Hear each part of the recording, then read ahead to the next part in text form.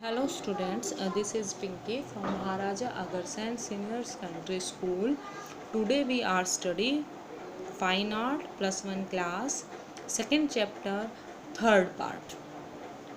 After the end of this video, I will give you homework which will be checked once after the school is reopened. Dear students, I hope all you are stay home safe and do your work properly. In previous chapter हम जो previous हमारा lecture था उसमें हमने क्या किया था, प्रागैतिहासिक कला के केंद्र। तो उसमें हमारा 6th जो केंद्र है वो है भीमबत्तका। जो छठा हमारा केंद्र है वो रहेगा हमारा भीमबत्तक, जो मध्य प्रदेश भोपाल में 40 किलोमीटर की जो दक्षिण में भीमबत्तक एक पहाड़ी स्थित है। यहाँ होशंगाबाद से भोपाल की ओर जाने वाला रेल का जो रास्ता है वहाँ पर बरखेड़ा और अब्दुलगंज स्टेशनों के बीच एक भीमपुरा नाम का छोटा सा आदिमानव गांव आता है जो 2 किलोमीटर दक्षिण की ओर है। तो इस पहाड़ी की जो ऊंची चट्टानों की एक श्रृंखला खड़ी है, इसमें 500 के करीब गुफाएं हैं जिसमें एक अपूर्व संसार बसा है। प्रागैतिहासिक जो चित्रकला है वो संसार में ऐसे चित्र कहीं और देखने को मिलते ही नहीं और बहुत से मानव अस्त्र यहाँ पर चित्र मिलते हैं और माना यह भी जाता है कि जो भीमबत्तक है वो यहाँ का मुख्य केंद्र रहा होगा और इसका जो समय काल है वो 8000 ईसा पूर्व से 1500 ईसा पूर्व का है। कुछ विद्वान जो चित्र देर से बने चित्रों की कल्पना करते हैं तो 2 प्रकार के जो चित्र बनाए गए हैं, एक में तो जो खूंखार पशु है उनके और दूसरों में मानव से जो फ्रेंडली जो है पालतू पशु हैं उनके साथ। खेती पशुपालन के तरीके, शिकार आदि मानव की 500 गुफाओं में ऐसे चित्र बनाए गए हैं। तो उपयुक्त स्थानों के अतिरिक्त रायसेन, रीवा, पन्ना, छतरपुर, कटनी, सागर, नरसिंहपुर, बस्तर, ग्वालियर, चंबा घाटी ऐसे क्षेत्र में सैकड़ों दरिया गुफाएं हैं जिसमें आदि मानव के चित्र की जीवन की कहानियां रंग और रेखाओं में अंकित है। अब हम पढ़ेंगे प्रागैतिहासिक चित्रों की विषय वस्तु कि क्या क्या नॉर्मल इनके सब्जेक्ट्स रहे हैं। तो प्रागैतिहासिक कला के जो सब्जेक्ट्स हैं वो मेनली क्या रहे होंगे, आप सोचिए। दैनिक कार्य, जो रोजगार काम करते थे वो, क्योंकि वो बोल सकते नहीं थे, मतलब बोलने में समर्थ, अपने भावनाओं को प्रकट करने में इतने समर्थ नहीं थे। सेकंड कि वो उनके खूंखार जानवरों के जिनके वो शिकार करते थे। शिकार क्यों करते थे? वो डरते थे उनसे बचने के लिए। ये क्वेश्चन भी आता है कि आदिमानव शिकार किस लिए करते थे? या तो उन पशुओं का शिकार करते थे जो उन्हें हानि पहुंचाते हैं, या फिर वह अपने मतलब भूख मिटाने के लिए और अपने तन को ढकने के लिए पशुओं का शिकार करते थे। तो सेकेंड उनका टॉपिक ये रहा और थर्ड जो टॉपिक है वो है जादू टोने का। तो यही जो थे यही वो दृश्य इसमें जो मेन जो विषय वस्तु रहे हैं। अब इनकी विशेषताएं क्या हैं कि देखिए, सबसे पहली विशेषता तो क्या है, इनके पास ब्रश, पेंसिल और इन सब चीज़ की इनको जानकारी नहीं थी। तो जो अंकन है वो गणितीय भी रहा है, ज्यामितीय चित्र बनाए गए हैं, जादू टोने के चित्र बनाए गए हैं। तो उन सब में जो है इन्होंने सिर्फ प्रकृति से ही जो इनको मिला उनसे ये चित्र बनाए गए। और विशेष बात यह है कि ये चित्र आज भी वैसे के वैसे ही, इनमें कोई चेंज नहीं आया। विषय हमने अब पढ़ ही चुका कि विषय वस्तु क्या रही है, ठीक है। उसमें शिकार करते हुए चित्र है, दैनिक कार्य के चित्र है, जादू टोने के चित्र है, और जो दैनिक जो कार्य है उनके चित्र हैं, सौंदर्य, भूख, उसके अभिव्यक्ति की इच्छा और उल्लास, ऐसे सारे चित्र बनाए गए हैं। ये उसके टॉपिक रहे हैं। रेखीय, देखिए आपने पढ़ा है कि रेखाओं के द्वारा वह चित्र बनाते थे, जादू में कलरिंग इतनी नहीं करते थे।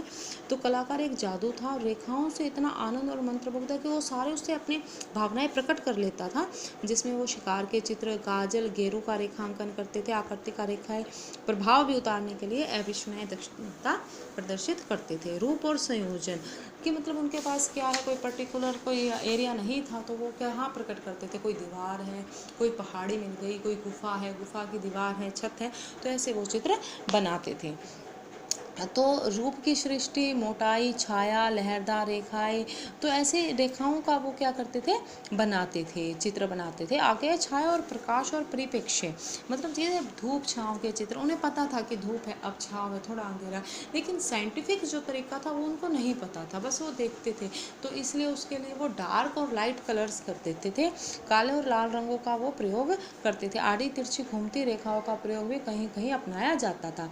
रंग कौन से करते थे, जो उन्हें प्रकृति से मिलते थे, जैसे काजल है, गेरू का रंग है, खड़िया मिट्टी का रंग है, लाल पत्थर को पीस लिया, तो इस तरह से वो क्या बनाते थे, रंग बनाते थे। आगे प्रकृति, तो प्रकृति के बारे में उनको कोई नॉलेज नहीं थी, आकाश, बादल, पेड़ पौधे, ऐसा कोई भी उनको चित्र मिला ही नहीं, क्योंकि वो प्रकृति को नहीं समझ पाए थे इतना, तो ऐसे चित्र उन्होंने नहीं बनाए। चित्र प्रेरणा, तो चित्र प्रेरणा कहाँ से मिली, जो उनकी भावना है, उनके संवेग है, उनको अभिव्यक्त करना है, कि जैसे किसी पशु को मारकर उस पर विजय की कहानी है, जादू टोना है, धर्म है, तो ये सारे जो चित्र हैं उन्होंने वो चित्र बनाए हैं।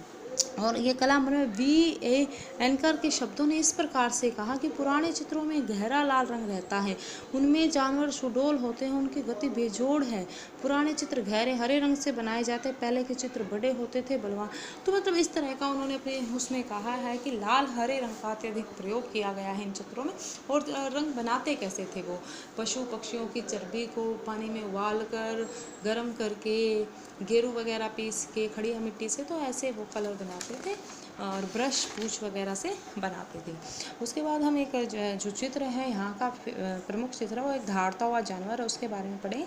कलाकार नहीं पता हमें इसका। माध्यम पत्थर है, खनिज रंग है इसमें, जो हमें प्रकृति से मिलते हैं। समय काल है 2500 ईसा पूर्व से 1500 ईसा पूर्व। स्थान भीमबत्तख है, जो कि भोपाल से 50 किलोमीटर दूर है। केंद्रीय संस्कृति जो स्रोत है और प्रशिक्षण केंद्र है नई दिल्ली में, उसके सौजन्य से हमें इस चित्र के बारे में पता चला है। भीमबत्तख भोपाल के गुफा में है, कि कुछ जानवर पूरे लय में घूमते बनाए गए हैं, और एक जानवर दहाड़ रहा है, जिसे एक मानव मारने के लिए निशाना बना रहा है, तो वो दहाड़ेगा। तो कलाकृति के मध्य में एक जानवर बना हुआ है, एक तरफ मोर दिखाया गया है। बहुत से जानवर इस कलाकृति में बने हैं, जैसे बैल, हिरन, गाय, बारहमासा। देखिए जैसे ये चित्र है, इसमें आपको दिखाई भी देगा कि यहाँ पर शिकारी इस दहाड़ते हुए जानवर का शिकार कर रहे हैं, और आसपास जो अन्य जानवर है वो इसमें दिखाई दे रहे हैं। नेक्स्ट जो चित्र है, जादू टोना करने वालों का नृत्य, मतलब जादू टोना जब वो करते हैं तो वो नृत्य करते हैं। कलाकार इसका भी नहीं पता। खनिज रंग है ऑब्वियसली। समय काल 2500 से 1500, पत्थर युग है। भीमबत्तख की गुफा 150 किलोमीटर दक्षिण में। स्रोत वही है, केंद्रीय संस्कृति स्रोत। इस कलाकृति को भी भीमबत्तख की गुफा से लिया गया है। जादू टोने खुशी से नाच रहे हैं, लय में है, कि जैसे बीच में कुछ लेके चारों तरफ वो नाच रहे हैं, बीच में जय में कुछ बनाया हुआ है, नृत्य कर रहे हैं, मखोटे पहनकर नृत्य कर रहे हैं, जैसे आदि मानव मोस्टली करते हैं। खनिज रंगों का प्रयोग किया, पत्थर पर बनाया गया है। एक और पूरी मानव आकृति को खुशी से नृत्य करते हुए है, तो दो मानव कलाकृति मध्य में बनाया गया है, सींगों वाले मुखोटे पहने हुए। कुल मिलाकर कह सकते हैं कि खुशी को दर्शाते हुए ये चित्र बनाया गया है। तो अब ये आपका चैप्टर कंप्लीट। तो आज का आपका होमवर्क रहेगा प्रागैतिहासिक कला का विषय वस्तु।